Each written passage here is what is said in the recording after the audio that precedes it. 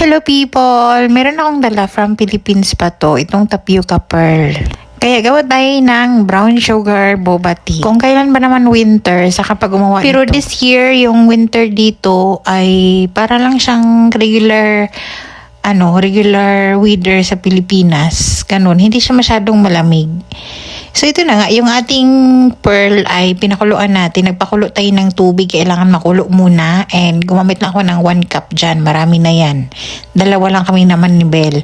So naglagay ako ng 3/4 cup ng brown sugar kasi nga nag-add ako ng konting muscovado or moscovado. And pinatunaw ko lang yan, bali 1 cup yan lahat.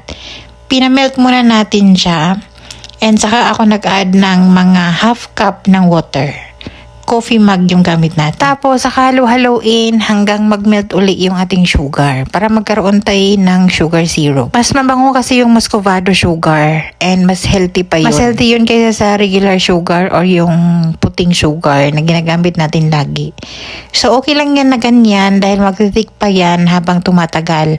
Kaso lang sa akin, hindi talaga siya nag-take dahil nilagay ko na yung ating pearl dyan.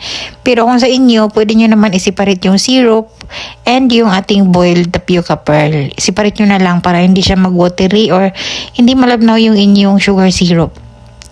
Ito naman, nagpakulo tayo ng milk. Mga 1 cup yan ng milk. Tapos naglagay tayo ng mga 1/2 cup din ng heavy cream. And then, Lipton na red tea, yellow label yung gamit ko. And then yun na, pwede na natin i-asimbol. Gusto ko sana yung thick talaga yung syrup dyan para makakapit dyan sa ating baso. Para maganda yung kulay. Pero kasi, hinalo ko kasi doon sa tapioca pearl. Kaya nagiging siya, hindi siya nagtitik. Pero better like yung next time. Yung tea naman na gamit ko dyan, 2 bag lang. Kasi nga, ayaw namin na masyadong matapang.